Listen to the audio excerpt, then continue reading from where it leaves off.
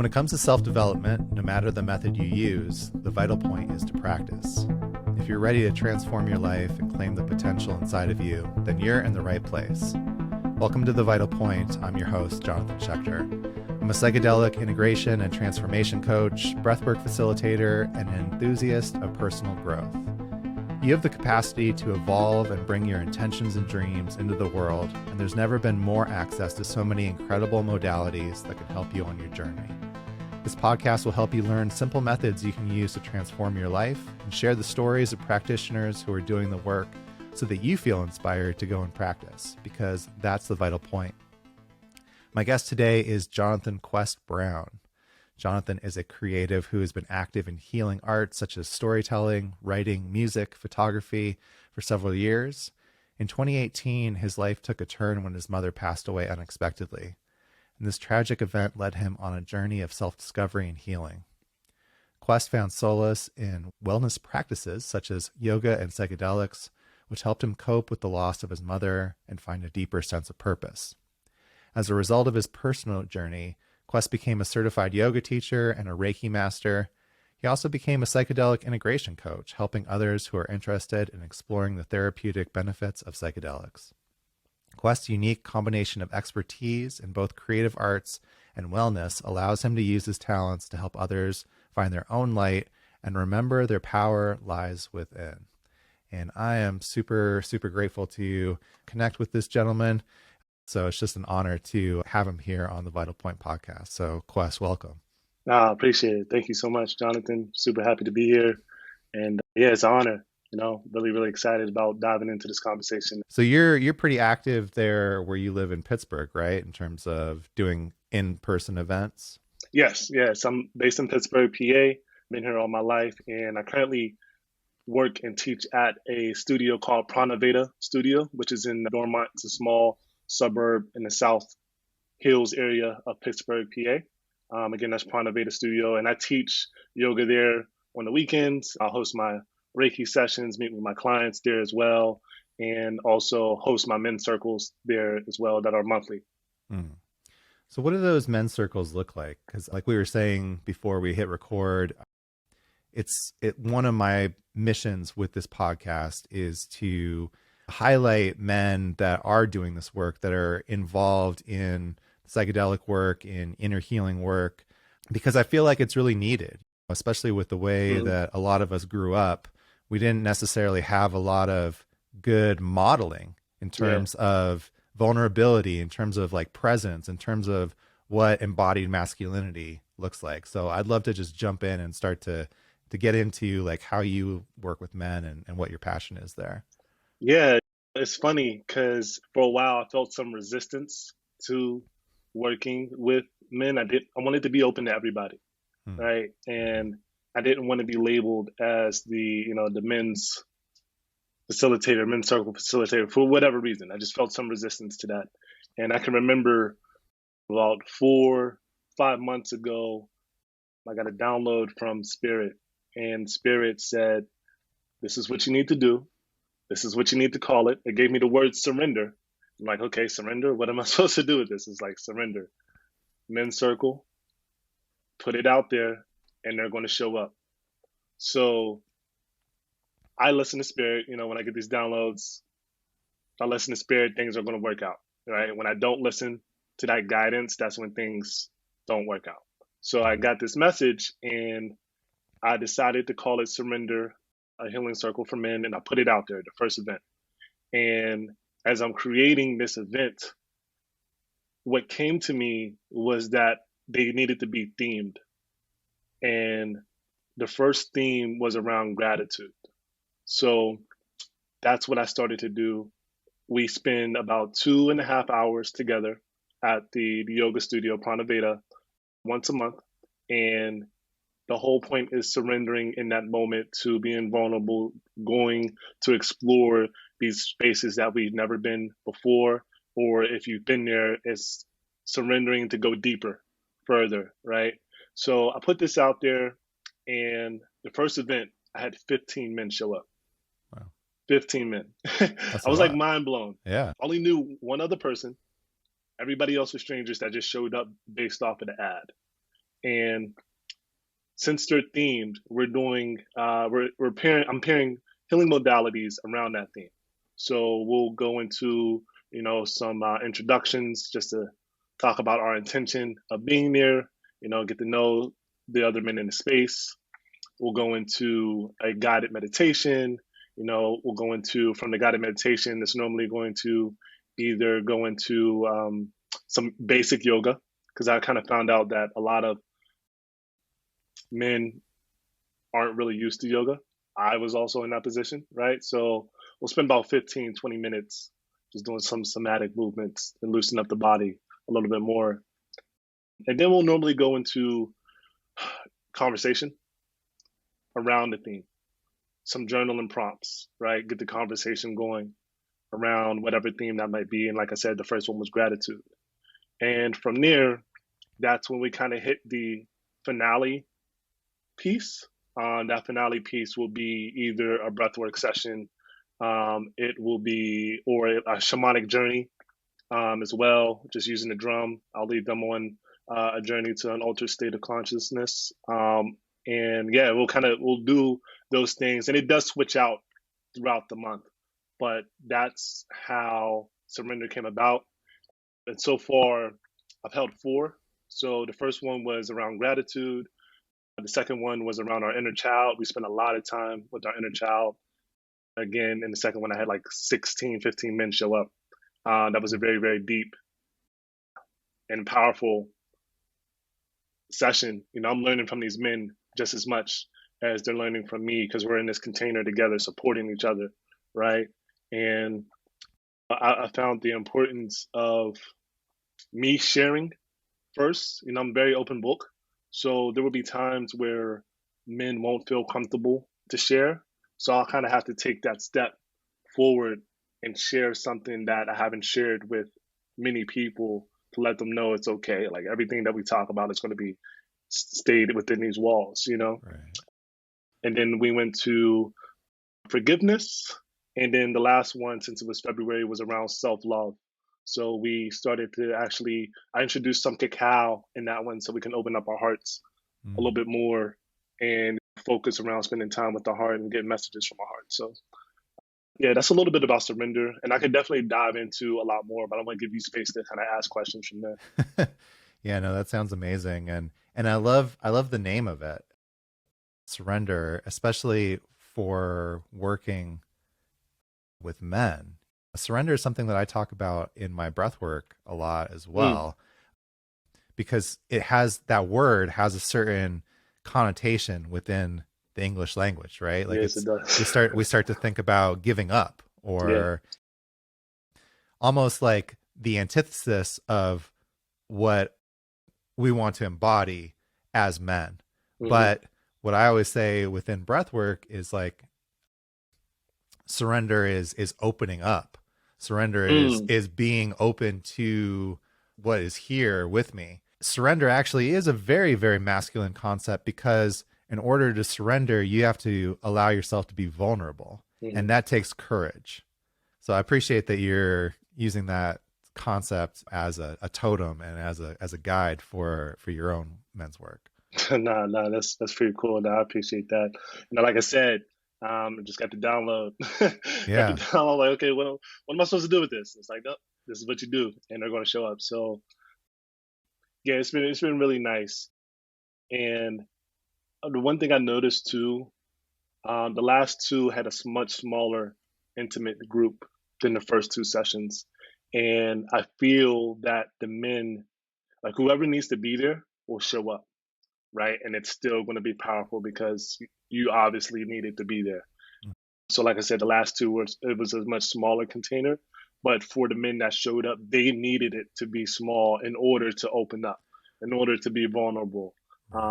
They shared with me after the fact that if the room was filled with other men, they wouldn't have felt comfortable to open up and talk about what's going on inside of them. Wow. Yeah, that's a good point. So it sounds like you're really trusting, putting your trust in spirit, and that's a beautiful thing as well.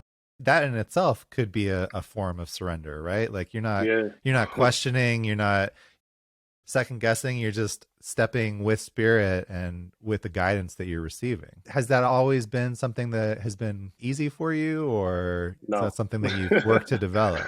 It's something that I'm still working on, you know. It definitely, especially like early on in my journey, I'm only, like you said, you read my bio, right? All of this started for me in 2018, October 11th, 2018 is when my mother passed away. And shortly after that, that's when I first did yoga, first got introduced to Reiki, never heard of Reiki before.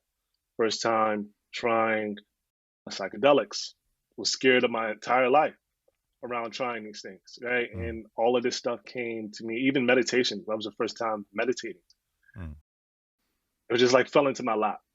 And throughout my almost 5 years, I know there's a few more months, it'd be about 5 years. It's kind of because I put the anniversary on my mom's death, right? But Yeah. the first 2 years was very hard for me to trust.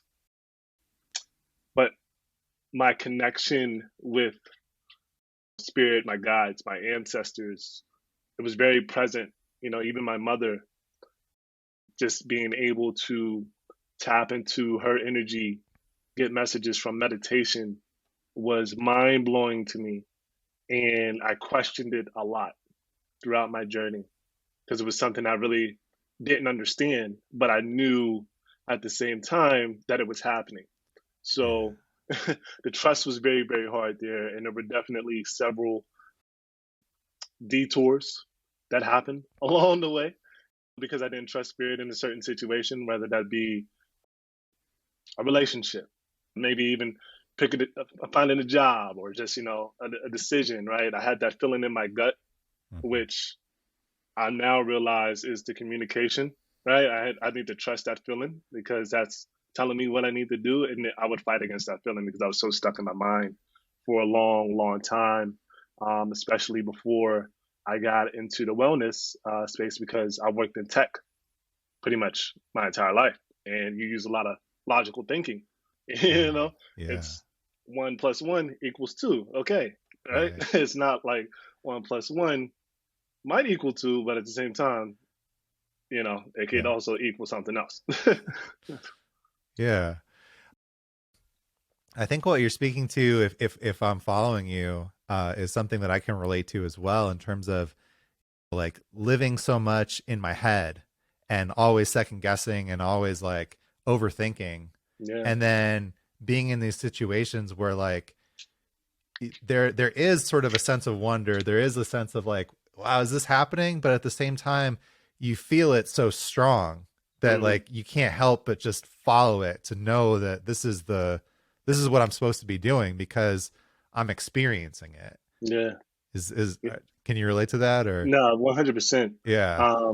And what else? The other thing that I discovered along my path was the balance within me, right? It's the divine masculine and the divine feminine energies, right? The feminine is much more in the flow of things. And it's very, very important for me to keep that in balance. You know, we all have these energies within inside of us. So that's something else that I definitely talk about in our men's circles. Staying in the flow of things. Yes, we have both sides, but they both come in handy, right? You might lean on one side a little bit more in one situation, leaning on the other, then you'll have those points and times where you need to have that balance. So it was just a learning curve. I'm definitely now in the place where I've seen, I can't deny, I can't deny that feeling, that message from spirit, because there's been so many instances where I follow, things work out. Right. But I'm also still human. So every once in a while, I'm like, no, okay, let me just follow it. I know what's going to happen if I don't follow it. Right. And then, you know, I think there are times too where I'm not going to sit here and say I'm perfect, because there's definitely those moments where I feel like I just need a reminder. You know, I just need a reminder, and I'll be hard headed and like, I'm just gonna follow what's in my mind really quick, and then I get that reminder. Like, nope, okay, should have just followed spirit and followed that feeling in my gut, my intuition. Because again, like I said, I'm human. As a Right. spiritual being having a human experience here, and I don't deny the human experience. I think there's a lot you can learn from that. Absolutely. So I'm curious if you'd like to kind of take us through that beginning of your journey. You mentioned your mom passing away Mm. unexpectedly, and sorry to hear that, No, I obviously. appreciate it. But like, how did that open up this new world to you in terms of this new path that it opened for you? So my mom passed away unexpectedly. She had a heart attack. She was super healthy, right? Oh, Super healthy. And it's really funny now looking back, like how everything led up to that moment. And I'm not saying it's funny that my mom passed away, but like right. knowing now how the universe works, how these messages come through, I can remember the day before just being lazy. And my mom was reaching out to me over and over again, like, hey, I just really want to see you. I really want to see you. Right. And I was being lazy. Wow. I was like at the kids. I'm like, oh, I just got off of work and homework, blah, blah, blah. But she kept reaching out. So we went to her house and we stayed there for about 3 hours and had the best conversation in the world. And then the next day she was gone. Hmm. Really, really odd. But the next day, as I'm laying on my couch, I can remember it's like 6 o'clock in the morning. I can hear her voice clear as day telling me that she's sorry that she had to go and she did not know it was her time, but God had called her. So I'm baffled that I'm hearing my mom's voice clear as day. And I decided to leave the States shortly after. Like 2 days, like 3 days after she passed, I had went to Amsterdam for the first time in my life, all by myself. And that was the first time that I had an experience with psychedelics. I think I was just searching for something, really not even knowing what I'm getting into. And, it's in Amsterdam, you can just walk into a store and purchase kind of like whatever you want. And I purchased magic truffles. So I didn't have magic mushrooms, they were magic truffles. And that was my first time having a psychedelic experience. And it was recreational at that time because I didn't know anything about using it in a ceremonial way because I was just exploring. And when I got back home, that's when I started to dive deeper. And I had the blessing really to work with a lot of great teachers along my path. I found a spiritual mentor that taught me how to meditate. And through meditation, I realized what I could do. And it became very natural to me, very, very natural. So after meditation, I dove into Kundalini yoga. Again, not knowing what I was getting into. They actually say like this, the hardest yoga of all yogas. Uh-huh. And there happened to be a studio right down the street from my house. So I'm doing Kundalini yoga, learning about chakras, meditating, also experimenting with uh, psychedelics at the time. They were mushrooms and LSD that I was kind of like exploring with. And then I could remember one of my friends that I was just opening up to about my experiences because I kept all of this behind closed doors, not really telling anybody what I was doing as I'm on this journey. And she had sent me a invitation to a Reiki training. And like 2 days before this, I had a vision in meditation of myself with healing hands. Like it was like Mm. a gold glow coming out of my hands, and I didn't know what this was. And then she sends me an invitation to Reiki training, and Wow. again, it just became very natural to me.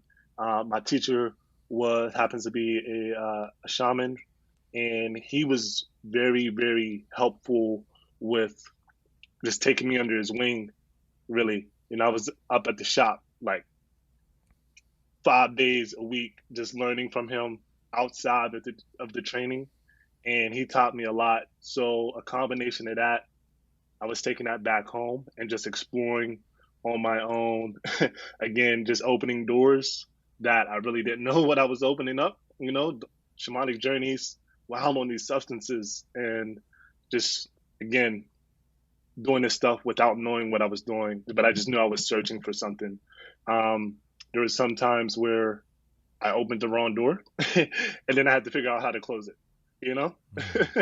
So it was all just like, it was like training for what I'm doing now. And I did that for about 2 years behind closed door.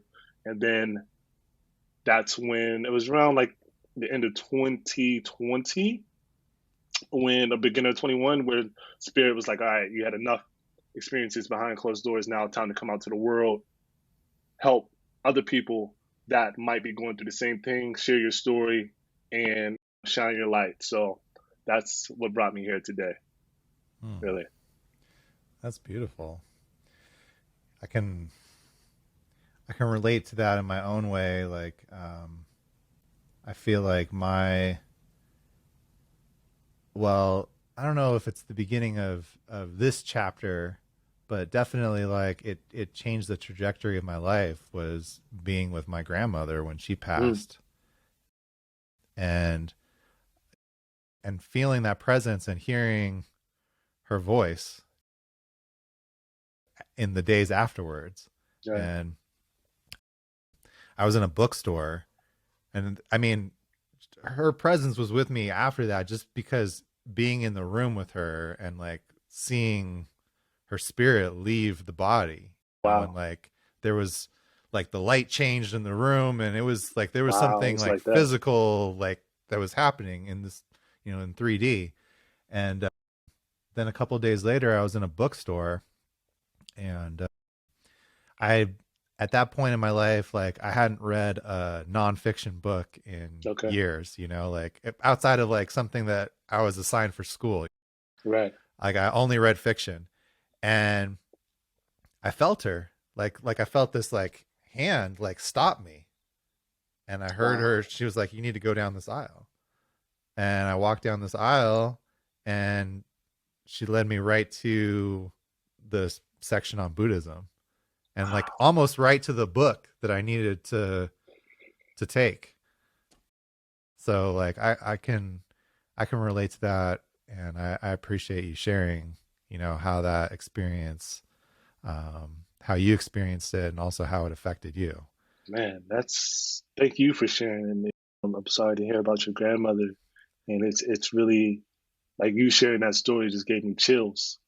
You know, like because I know that feeling.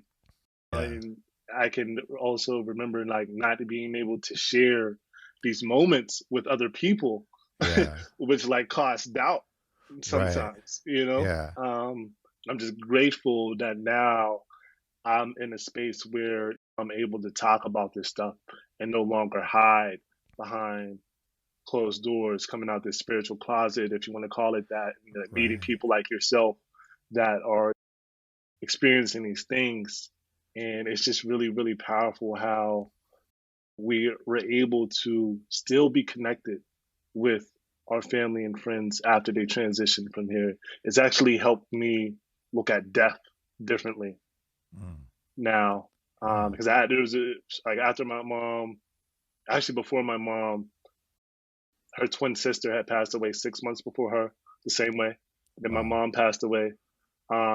Of a heart attack, and then I had like a year, at least years actually, of either family members or friends passing away, and my relationship with death has just changed so much over the time. Yes, of course I still cry, but it's different because I know they're still very much around, right?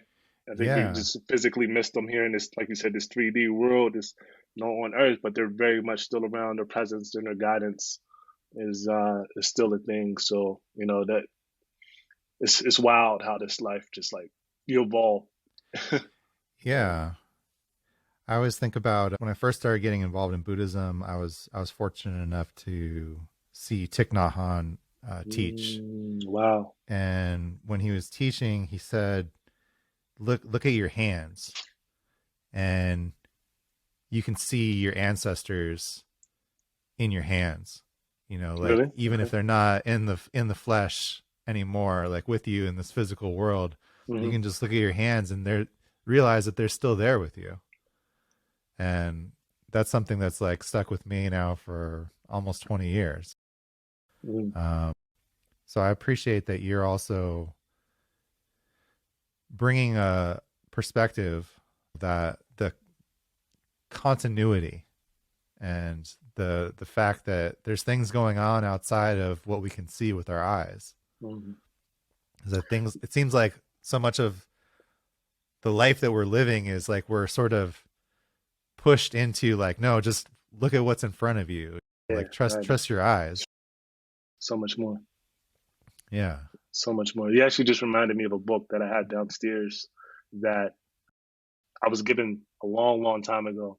Never understood why I was given this book, but I was given this book before my journey, but it's No Death, No Fear. Oh, uh-huh.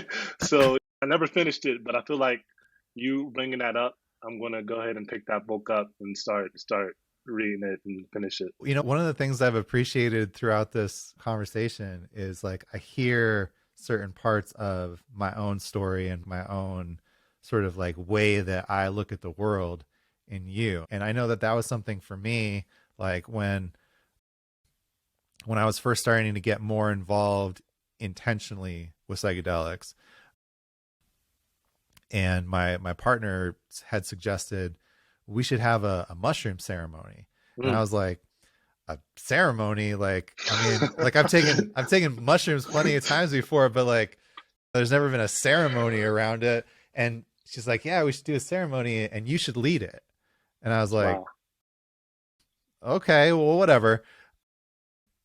But there were things that I had picked up on my travels, because I, you know, one of the things after my grandmother passed, she passed in 2003, and by 2005 I found myself in Tibet, which there's a lot between those two things, right? Like going, I was working at an insurance agency in 2003, and I kept trusting spirit, even though I didn't necessarily like feel or hear it in that way. But anyway, so there were things that I had bought on my travels that had been on my shelf, but I didn't know, like to me, they were like, it was like an ornament or like just like a knickknack or something, like not something that I was using actively.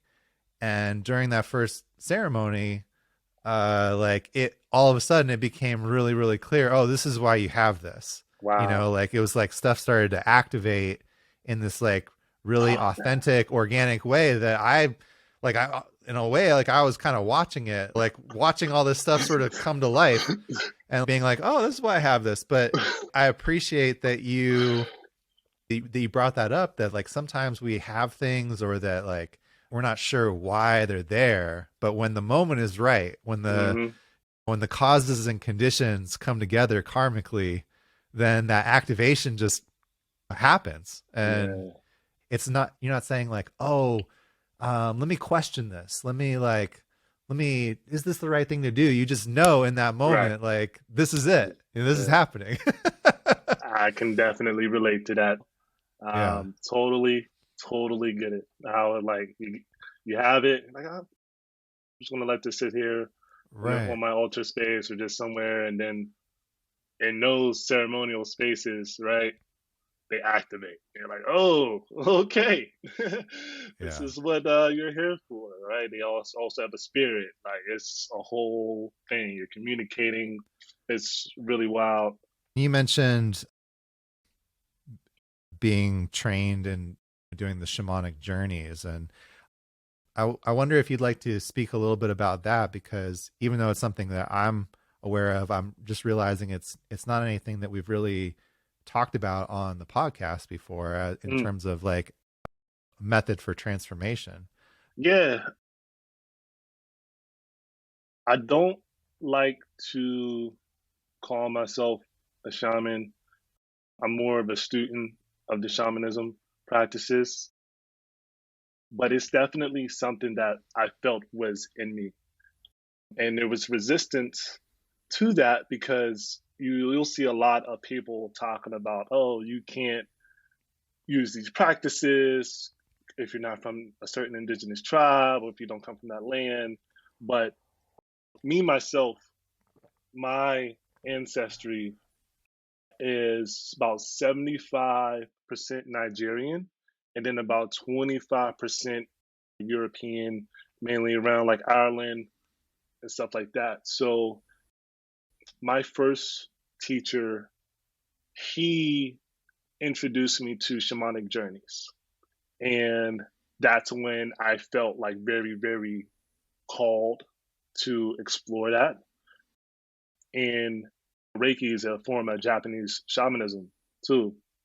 So it just kind of like goes hand in hand. I'm not Japanese, but I still respect, the culture, talk about the values, and I'm still teaching Reiki to other students. And it's something that it's in me.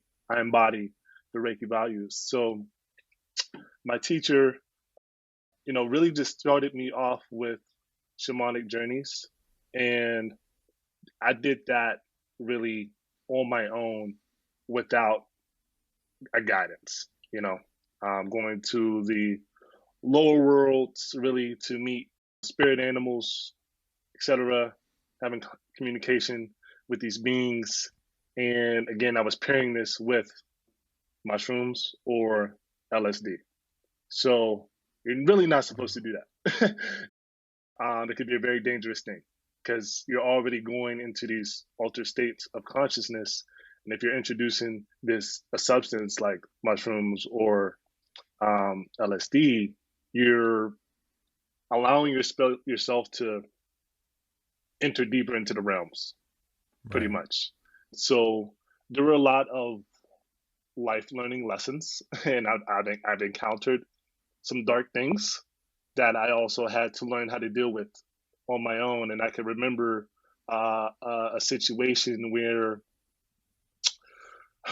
something had happened in my home, and I had an unwanted guest, and it was a very real thing. This unwanted guest was active and with myself and my children in my home, right? So I can remember going back to my teacher, and I'm explaining this situation to him, and he's like, "Well, you have to get rid of it. I'm not going to tell you how to get rid of it, but you have to figure it out." And that's what I had to do. That's what I had to do. I had to actually figure it out. And just to give us some more background around the story, I lived in this old apartment. It was actually a mansion that had 7 apartment buildings, and that they converted it to. And this mansion was used in the 1900s for single mothers to raise their children in their homes. So I had a little girl visiting me. Wow. I could hear the little footsteps running up against the wall. I can hear her voice, et cetera, et cetera. And I think she came to me because my light was so bright, and she wanted some communication, right? So she hadn't been noticed in a long time, and making communication with this little girl, I ended up crossing her over and sending her to the light. That's what she wanted. And by doing that, it actually led me to officially meeting my spirit guide the first time, because this was a test that I was presented with. So I passed the test, and my mother came to me immediately afterwards and said, "Hey, you did a great job, but," wow, I'm getting chills talking about this. She said, "You did a great job, but don't trust everything that comes your way," right? And this was the lesson. My spirit guide came to me immediately after. It was like, "Yes, you did a great job, but don't trust everything that comes your way." And the next day, the little girl that I crossed over, right? I could remember laying down on my couch watching. I was actually asleep. It's like 3 o'clock in the morning, and something woke me up. There was a black and white commercial or TV show on my TV, but it was muted. And there was a guy in a suit on the TV show, and the volume immediately became so loud after I woke up, and it was a little girl's voice that came out the TV and said, "Hey, I hope we can still be friends," and then it went back to mute. So I was like freaked out, and I could feel me being touched by something. And I made the mistake by inviting it into my home because I thought it was the little girl, but after I did that, I realized that it wasn't. So that's what kind of like started the whole adventure in like deeper into shamanism, just learning like different methods to banish things and protection and just different methods of working with guides and ancestors and stuff like that. So that's really what jump started it. And there's a lot more that happened after that, but that's where I started to like, really, really dive into um, the Native Americans' way of shamanism as well, just like learning how they kind of did things. Um, and yeah, it expanded from there. Then I had an opportunity to actually work with a medicine woman for a few months, like some one-on-one training, and really, really dive into what it meant to walk that path. So that's working with the directions and the elements of the this planet, kind of opening up the circles, really working with your power animal as well, and traveling to the lower world, the middle world, and the upper world, and understanding that what you do in these worlds also affect this ordinary reality. So it's really been something that I've enjoyed.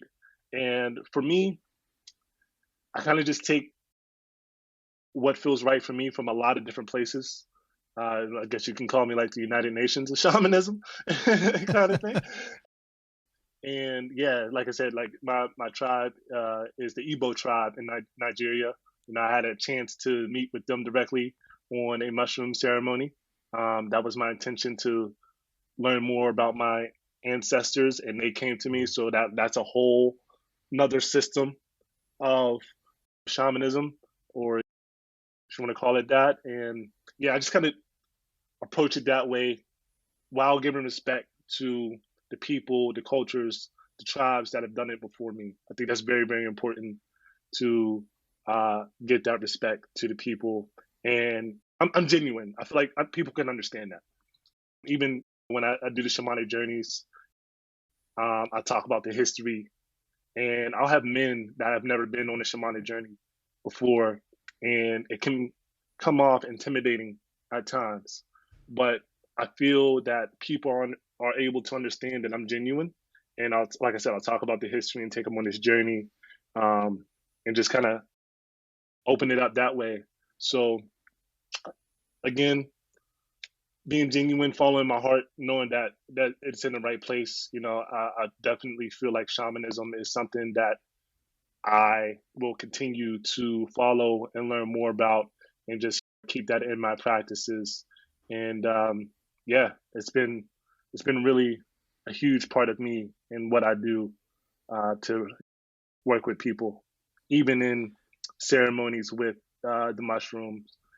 It's a great thing to have in my tool belt to help keep the energies in the room nice and calm. In case things get hairy, I know how to approach it for myself or someone else that I'm working with. Yeah, it sounds like even though initially it was kind of a challenging experience, and like you said, by the way you were approaching it, you found yourself in some situations that were not what you expected, or having to overcome them or kind of work with them.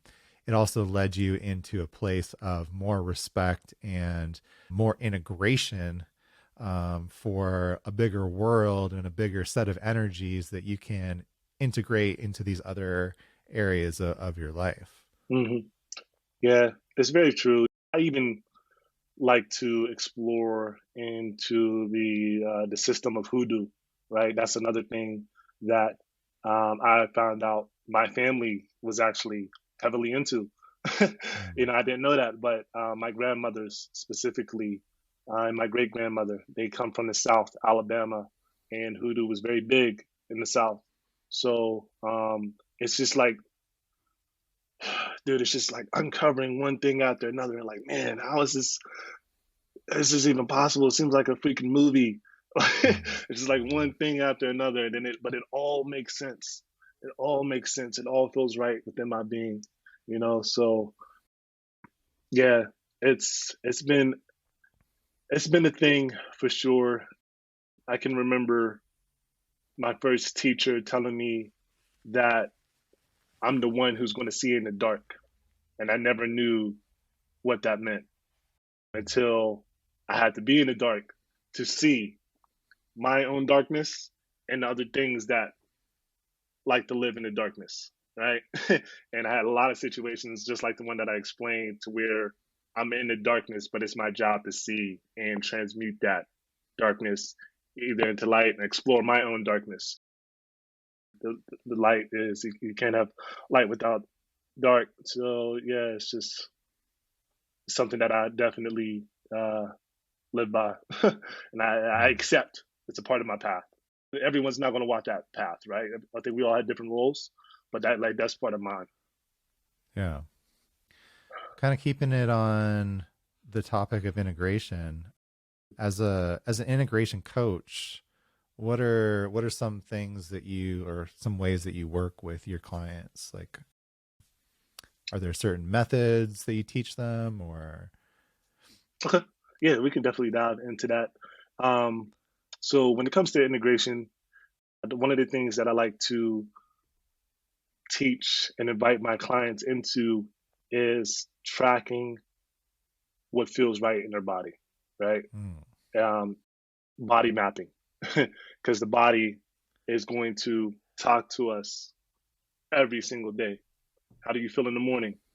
What's on your mind? What was the day like before, right? And that really comes through the power of journaling. So there's this body mapping method that I like to introduce. And again, it's just really like paying attention to the chakras, knowing that the chakras are related. They relate to certain body parts within us, right? But there's also different words that are associated with our chakras, right? And we're kind of going to go through the list of our body, see how we feel in the morning, go through a certain series of questions, and then review that at the end of the day as well. So the body mapping is very, very important, and it just allows you to track and just use metrics on how you're feeling after you come out of an experience. On top of the journaling, integration to me is like a lifelong thing. Number one. So on top of journaling, checking your body, I think it's very important for people to explore some somatic movements. Either that might be like some dancing, yoga as well, just kind of seeing what feels right for you. You can even go into art therapy. Art therapy is really, really powerful too, like coming out of a journey, right? Just getting some markers and color pencils and just drawing what comes out, just allowing it to be. And in that moment, you're able to connect with that piece of art and give some meaning to that art afterwards and like really get some stuff out. So those are some of the methods that I like to introduce to my clients. But even before the integration, I think it's really important for people to understand that it's a ceremony once you make the decision to interact with these sacred earth medicines. That's when the ceremony begins. So we're doing prep work in the beginning. There's a number of prep sessions that we're going to go through some guided meditations. We'll have a goal that we kind of want to reach to, and we're going to work on whatever issues that are present for this person in the beginning through our prep sessions using guided meditation, a couple other healing modalities. I won't say healing modalities, but a couple other different modalities is just really exploring the mind, body, and spirit so you can maximize the journey that you are going to take in a month and a half, 2 months down the road. So that prep is really just important just as much as the integration. That journey is just a very small piece to what's happening In my opinion, integration is not optional. It needs to happen. Like you're always integrating. And that's when you can really embody what you experience, what changes came up for you, like really, really bring it into your body. And even just talking about your experience can be huge for integration. Even myself, I didn't have that integration when I first got into it. I went on to this all on my own. So I had to learn doing some research what the ceremony was, and it eventually evolved into that. So giving people the space to just really open up, letting them know that it's a brave space and you can talk about what your experience is strong too. And having that, you want to build some accountability as well for yourself. And that's something that I try to instill into my clients, because we made it this far. Let's keep going. If we're going to stop working here, or if we're going to continue to work, if we're stopping, you have the accountability to continue to embody this massive change, this transformational change that you work so hard to get up to. I think integration can definitely be a number of things. And it also just comes down to the person, like what they really need. And by finding that, you have to feel inside, like, what do you need? Because some people might not like yoga. Some people just might want to do some ecstatic dancing, right? And that's what they need to embody their experience and really integrate what's going on. And it's just mind, body, and spirit. I think those are the super important pillars that I like to push in my experience, because I've lived through that, right? And I still embody that. And I just try to invite people to look at it that way. Mind, body, and spirit. Those are super important things. And hopefully that answers the question. So many good little pieces to start pulling at. I love that you brought in the art therapy within my breathwork practice. When I was training, it was one of the things that was suggested to us was like, after you come out of a breathwork journey, make some art. And it's actually part of the holotropic breathwork protocol. After you've been in this altered space for 3 hours breathing, everybody does mandala drawing together. And it was something that I like gave it a shot, because I was like, well, I don't feel like my art abilities really go this way in terms of painting or drawing, but it was so helpful to me in terms of the left brain, right brain separation, and being able to go back into that more creative, less linear part of the brain. And so I found it to be super helpful in terms of taking different insights that had come up in my journeys deeper, or I'd be drawing, painting, and all of a sudden, like, I would remember something that, like, oh wow, I had completely forgotten about that. So I really appreciate that you brought that up, because it's an important practice that I don't think gets talked about enough. No, I totally agree. And like you said, I think that actually kind of reminded me of automatic writing. I'm not sure you might be familiar. You know, when you, like, first thing in the morning or sometime during the day, you just start writing, and you probably start off with some things that are coming down, but then that's shortly going to shift to some information that's just coming out, and you get really surprised at what you pour out with the pen and paper when you just allow it to flow. And I think that's the same thing that can definitely happen within art therapy. Integration is really, like I said, it goes back to those three pillars, like spiritual integration, emotional integration, and physical integration, right? All those things are connected, in my opinion. Yeah. What it made me think of was the morning pages. Yeah. In the artist way. Yeah, just writing like 3 pages a day, but like not thinking about it, not having a topic, even if you have to sit there and say like, okay, I'm just writing my morning pages now because I don't know what I'm writing about, but you just let that stream of consciousness go. Yeah. Exactly. Okay, very cool. And then another thing that you mentioned that I thought was really important is the importance of preparation. That integration is not something that you do after you have this journey and now you have this whole thing to unpack, but it really begins with the preparation and how you're starting to prepare that vessel, Yeah. the mind, the body, and spirit, and how important that is. So I appreciate you bringing that up. Yeah, no, for sure, man. Because I mean, you're even integrating that, right? That Mm, the preparation part, and those right. can be very, very powerful experiences in itself. I think it's even possible for people to have breakthroughs with just the preparation work. Yeah. Preparation sessions might be 2 hours or like an hour and a half of just doing prep, and that's again meditation. We might do a feed your demons exercise or just something else. Even Reiki can be used in those prep sessions.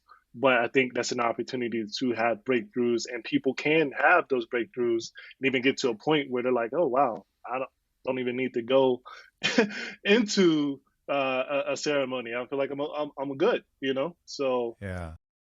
yeah, integration is just like it all starts, even in that the prep, the journey, and the integration going forward. So thanks for bringing that up. Yeah, I feel like on the one hand, there's something about like starting to be more intentional about, how you're living and how you're getting yourself prepared. On the other hand, there's also this sort of other dimension of like sometimes energetically things just start to shift as soon Mhm. as you make this decision that you're going to go into a ceremony or like whatever it is, and it's happening on like an energetic kind of subconscious level. Like Yeah, things start to move, things start to shift because you're already putting those pieces into place right. that will end up happening later on down the road. So it's yeah, it's an interesting thing that I don't think we completely understand, but like how, Nah, I but say, but I've heard the same thing in my breath work and also being involved in different ayahuasca ceremonies. Is like, hey, don't be surprised if the minute you sign up for this ceremony, things start to shift, things start to right. move, That's what I'm like saying. Yeah, it starts then. Like the minute you make that decision, it starts. Like right, you know, right. yeah, Yeah, it's really absolutely. wild. Um, yeah, it starts then. That's cool. Yeah.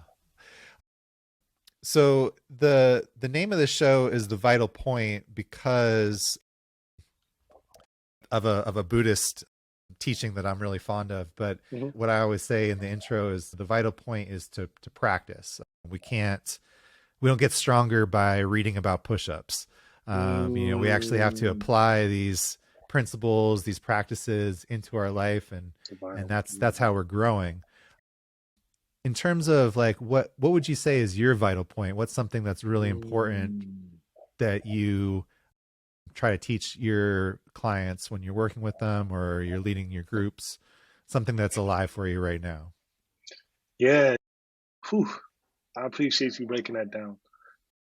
Again, I know I read about it a little bit, but just hearing you say that, it's bringing up so much more than Oh, my original yeah. answer. And the vital point for me that I work hard to live by is knowing that, you know, knowledge actually isn't power, right? It's Mm, the power comes from applying what you know, right? Like you said, that knowledge, right? right. Because the people say knowledge is power, but it's really useless if you don't apply it. So again, that goes back to your practice, your spiritual practice, devoting yourself to that, giving yourself time, either in the morning, middle of the day, at night, to honor your temple, mind, body, and spirit. So that also leads into my original answer, because by doing your spiritual practice, that allows you to find the answers within, right? Mm, Leading into those dark corners, leading into the light, the stuff that you need to dig through to become whole again. And I think that's like a lifelong journey. It's just leading back to the self. And to sum it up, a good friend of mine, Victor Cabral, he's a really good guy. He likes to say, "Be the medicine," and I think that mm, is that 3 word sentence right there, be the medicine, is the vital point. Because being the medicine, you're applying these things to your mind, body, and spirit, prepping, doing the work, leading into it, integrating, be the medicine that we explore day in and day out. That's beautiful. Yeah, be the medicine. I like it. Quest, if people are interested in getting in touch with you and working with you, how can they connect with you? Yeah, thanks. Great question. So my website, questtheconduit.com. That's QuestTheconduit.com. And that's the same thing for Instagram, just Quest the Conduit, all the same. I can be reached on both platforms. You go to my website, you can shoot me an email and connect. And yeah, those are best ways to reach me. So thank you for that. Yeah. Anything that you'd like to talk about coming up? Yeah. So there's a couple of things that I would definitely like to talk about. The first being, I had the opportunity to work with Sound Mind Institute. Sound Mind Institute is based out of Philadelphia, PA. And what we have coming up is the BIPOC Psychedelic Leadership Program. So I had the opportunity to work with Dr. Hannah and Oriana to co-create and lead this program. It's a 10-month program. We'll have other guest facilitators joining as well. But the whole purpose of this program is to create a container for the BIPOC people all around the world and give them the opportunity to learn some leadership skills, make connections and network, really learning how to, as a unit, conceptualize decolonizing psychedelics from the inside out. We want to give a space for the BIPOC community to have their voices heard. And it's actually a great thing that's formed. Thankful to and grateful to Sound Mind for giving us the opportunity to do this, because Sound Mind has a lot of connections in the psychedelic space, and we just really want to get the BIPOC community's voices, faces seen and heard in these spaces as well, and also get even compensated for the work that we do. So it's really just about helping level set the playing field. And it's a 10-month program, once a month. Like I said, it'll be myself, Oriana, and some other guest speakers as well that will be joining us once a month. And then also August, I have a BIPOC retreat coming up. It's a 5-MeO DMT BIPOC retreat that I'm helping co-facilitate. I'm actually assisting in this, just to be clear. But the facilitators will be my good friend Charlotte and Joel from Tandava Retreats, and then also Butterfly as well. They will be the facilitators. I will be assisting, but this will be a BIPOC 5-MeO DMT retreat in Tepoztlan, Mexico, around mid-August. So there'll be more information on my website. That's another opportunity for the BIPOC community to kind of join in and get into the space. The other thing I would like to share about that, it's going to be focused on connecting with your ancestors, right? Because my ancestors, as I mentioned before, 75, 80% Nigerian, but I also have 20% European in me, Irish ancestors, right? So it's about honoring all of our ancestors as a whole and coming back to that, right? Because I think, at least for myself, I won't speak for everybody else, there's a point in time where I did not acknowledge that European side in me. And along my shamanic journeys, I have definitely met with those ancestors and guides from that lineage that I have in my blood. So that's going to be the whole goal of this retreat, is just really connecting with your ancestors, all the lineages that are in us during this 5-MeO DMT retreat. And there's going to be other healing modalities as well, but it's going to be an opportunity to connect with all of the ancestors within us and honor that. Wow. That sounds like an amazing opportunity. Thank you. Yeah, I'm excited about it. A beautiful insight in yourself in terms of really embracing the totality of your ancestry and your lineages. Yeah. Very cool. Well, Quest, this has been an amazing conversation. I really appreciate your time and sharing your wisdom and your experience. It's been an No, absolute pleasure. it's been a pleasure too. I definitely am looking forward to start of this relationship, man. I feel like this won't be the last time we communicate. So I really, really appreciate it, and it's been an honor. Thank you so much, Jonathan. You know, it's also cool we got the same name, and then we also I did our know. stable You know stories. what? We just jumped into it, and I thought, yeah, I was thinking about that this morning. I was like, oh, that's always a joke I have. I was like, oh man, you got a cool name. But yeah, for sure, two Yeah, Jonathans. The first right, first podcast with two Jonathans. yeah. Yeah, it was that, and then like our stories were very similar, so it's just like really neat, you know. Yeah, yeah, it was really really cool to connect with you and get to know more about that story. And yeah, it's been a real honor, and always humbling to meet other people, other men on this path, and just learn and get to know you through your story and through how you express yourself. It's a beautiful thing about doing this podcast. You No, just it get is. to meet so many cool people. Yeah, I definitely enjoy it. So one thing I would like to share before I go out, I know I had mentioned Yeah. Charlotte, but I just want to be very clear. It's Charlotte James of Liberation Training. She used to be in the Ancestor Project, so she will be helping out facilitate that retreat in Mexico. I just want to be clear that I get everybody's information out there because that's Oh all yeah, family. for So sure. Cool. Definitely check out Quest's Instagram, and if you're in the Pittsburgh area, check them out. Definitely the men's group and different yoga activities that he has going on. And if you've enjoyed this podcast, give us a follow, subscribe on YouTube or on the platform that you're listening on. And it really helps the podcast continue to grow.